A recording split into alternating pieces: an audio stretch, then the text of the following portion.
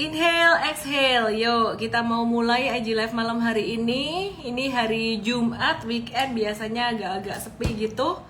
Kalian weekend rencananya mau ngapain sih? Sambil nunggu lebih banyak orang yang bergabung lagi. Ngobrol-ngobrol dikit ya. Weekend rencananya apa? Besok kita ada seminar di Mtrade. Ada seminar trading, fantastik ya. Untuk member Mtrade. Selamat malam semuanya. Podo yo, podo po, Pak Budi. Indiwantah Rendra Hadielias. Oh, Gunawan mau nonton Marvel. Ada yang bubuk di rumah, Dedi. Kalian adalah pahlawan untuk diri kalian sendiri karena kalian yang semangat dan terus take action untuk belajar berinvestasi. Kalian juga pahlawan buat ekonomi Indonesia. Kan orang investasi tuh mendorong perekonomian juga ya. Minyak nyong-nyong dipakai. Minyak nyong-nyong Konimek, Konicare, minyak kayu putih. Kalau yang ini caplang. Dua-duanya belum IPO kayaknya nih. Konimek belum. Caplang PT Eagle, Indofarma belum juga. Barangkali yang punya nonton dan mau IPO, boleh DM saya, ntar saya bantu. Oke, kita langsung aja. Pahlawan yang kuters. Enggak dong, saya nggak bisa membantumu para yang kuters. Oke, ini ada gambar IHSG. Ada gambar IHSG. Seperti yang sudah diantisipasi sebelumnya. Dia bisa turun, kena di sini dan udah kena sih. Terus kemudian dia sideways, dia masih akan sideways begini, ya. Anyway,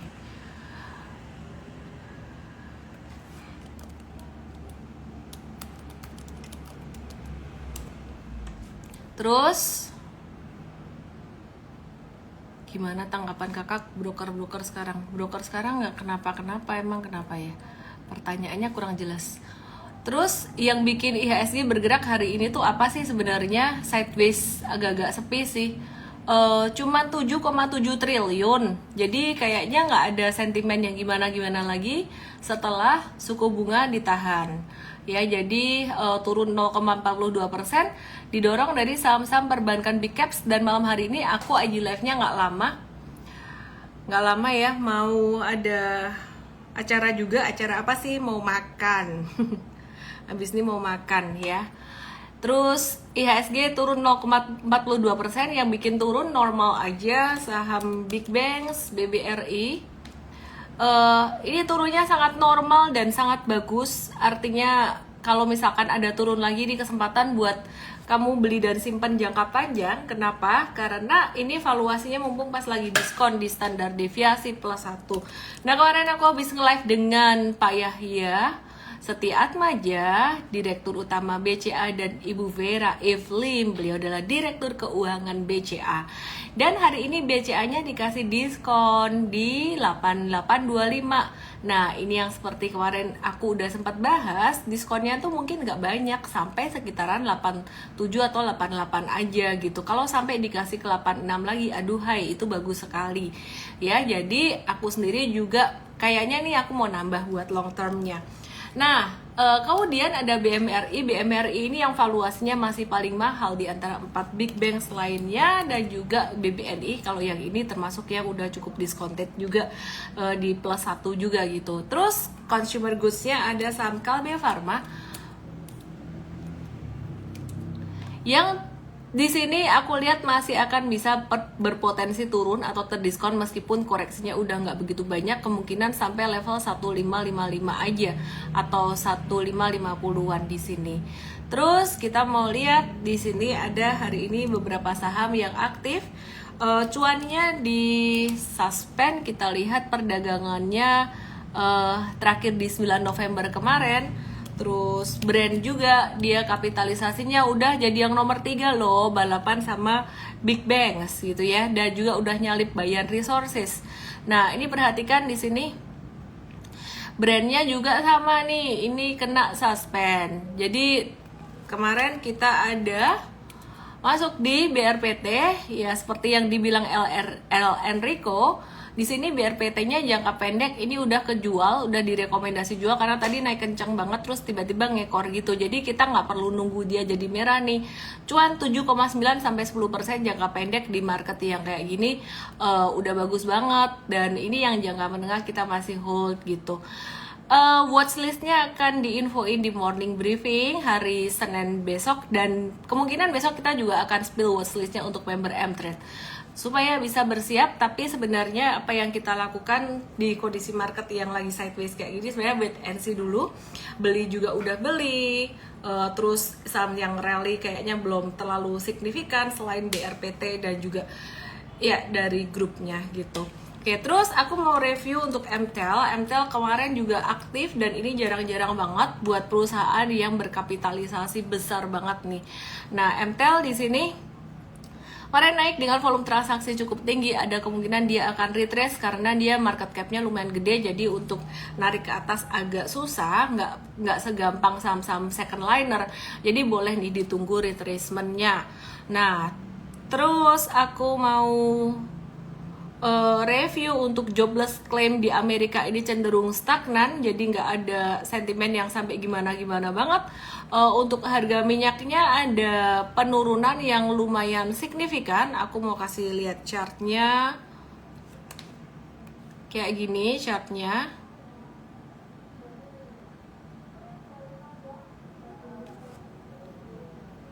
Tadi aku kasih lihat chartnya ya.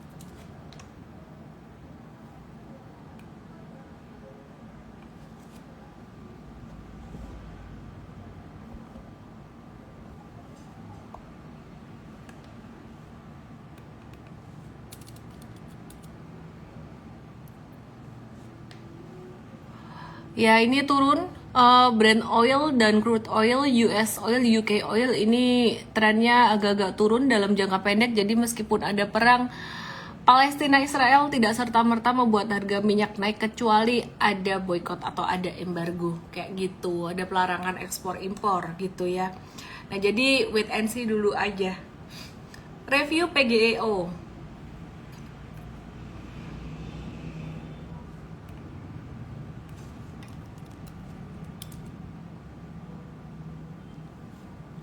PGEO-nya masih downtrend, biarin dulu aja, masih downtrend. Pani dong, Pani gimana kabarnya nih? Banyak yang nanyain Pani kabarnya gimana, karena waktu itu sempat uptrendnya lumayan. Ini dia lagi sideways consolidating, dimana ini bagus daripada dia naik terus. Dia sedang sideways membangun satu fondasi yang cukup oke. Oke, kita balik ke BRPT. Apa hubungannya sih dia sama sama brand sama cuan? Ada ceritanya nih BRPT nih ya. Jadi BRPT ini adalah perusahaan milik Prayogo Pangestu. Sebelumnya pada 27 Oktober tuh di sini. 27 Oktober dan 19 Oktober tuh di sini. Bapak Prayogo Pangestu ini memborong saham dengan total kepemilikan sahamnya tuh jadi 71,18%. Jadi pas market turun di sini dan pas reverse di bawah. Nah, BRPT ini dia juga merupakan induk dari brand Barito Renewables Energy dan juga Cuan, Petrindo Jaya Kreasi Tbk, dan juga TPIA, Chandra Asri Petrochemical Tbk, dimana semuanya trennya naik saham-saham ini. Cuman si brand dan cuan lagi kena suspend. Nah hari ini tadi si TPIA-nya ngegas, abis itu dibanting turun lagi. Jadi kita nitip sendalnya di BRPT aja. Kenapa kita nggak masuk? Kita memperhatikan fluktuasi dari likuiditas dia yang dari kecil jadi naik kencang. Di sini kita wait and see juga gitu.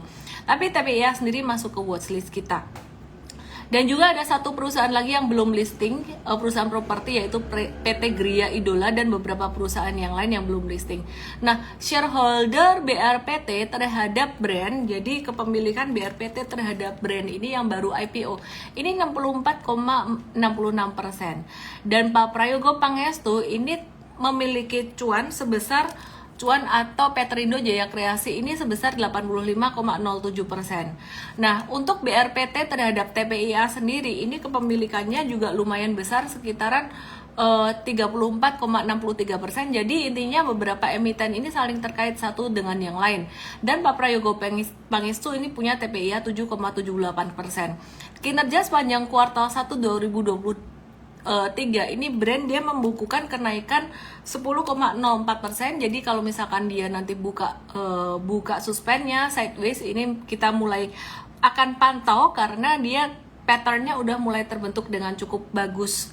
Jadi beberapa waktu yang lalu kan dia IPO naik terus, kita nggak lirik ya. Sekarang kita udah mulai lirik dan menunggu sideways-nya dulu gitu. Kinerjanya cukup bagus di kuartal 3, BRPT juga cukup bagus di kuartal 3 dan brand BRPT sendiri naik 11,3% secara tahunan gitu. Terus ya, kinerja cuan sepanjang kuartal 3 2023 ini juga naik 6,6% meskipun laba bersihnya turun 23%. Kalau TPIA pendapatannya naik 12,1% dan laba bersihnya turun 135%. Nah, dengan meroketnya saham-saham milik Pak Prayogo Pangestu ini, emiten-emiten ini pastinya akan menambah nilai aset beliau dan membawa, ini ada yang bilang mari antarkan Pak Prayogo Pangestu jadi orang terkaya nomor 1 Indonesia. Bisa nggak sih? Bisa. Tapi ya ini sangat-sangat bergantung sekali dengan fluktuasi harga sahamnya, dan saya rasa sih beliaunya nggak terlalu peduli mau jadi orang terkaya nomor berapa. Yang penting bisnisnya bagus.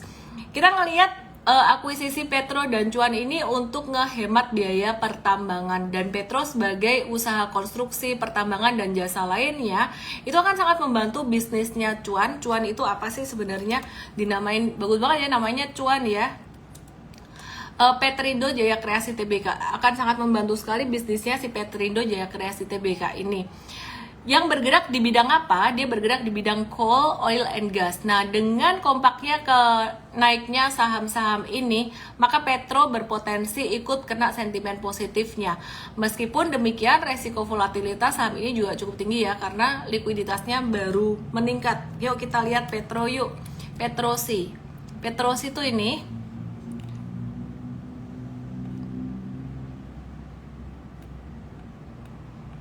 ada akuisisi Petro oleh Cuan untuk menghemat biaya pertambangan. Jadi Petro ini perusahaan konstruksi, pertambangan, dan jasa lainnya. Akan sangat membantu bisnisnya Cuan. Cuan itu nama perusahaannya Petrindo Jaya Kreasi. Oke, nah ini kita watch juga nih untuk Petronya. Ada potensi dia akan breakout di sini. Ya, kira-kira kayak gitu teman-teman yang aku mau bahas malam hari ini. IG live-nya kayaknya nggak lama ya. Aku lebih ngebahas ke saham-saham milik Pak Prayogo Pangestu. Semoga bisa bermanfaat buat teman-teman semuanya. Kita ketemu besok di Cuantastic besok jam 10 pagi. Dan kita ketemu di morning briefing hari Senin nanti ya. Sorry nggak lama, aku lapar. Jadi fokusnya di situ. Oh, ada satu hal penting lagi. Aku baru aja bersama dengan tim aku ya naikin video ini. Meta go private, nasib investor gimana? Di sini aku nggak ngebahas Meta secara khususnya. Tapi kalau kamu perhatikan di sini di video ini, malah kena iklan. Kalau kamu perhatikan di video ini aku ada ngebahas tentang why go private, terus kita cerita tentang go private Aqua waktu itu yang lumayan epic gitu ya. Terus ada potensi buyback harga mahal di saham-saham yang go private, tapi gimana sih prosesnya gitu. Jadi teman-teman langsung aja cus ke YouTube aku ya, dan jangan lupa besok ada Cuantastic, kita belajar di Cuantastic besok. Salam profit. Premium miss YouTube-nya. Oh, biar nggak kena iklan. Oke deh, siap. YouTube-nya berbayar dong sis, siap. Thank you semuanya. Salam profit. Good night.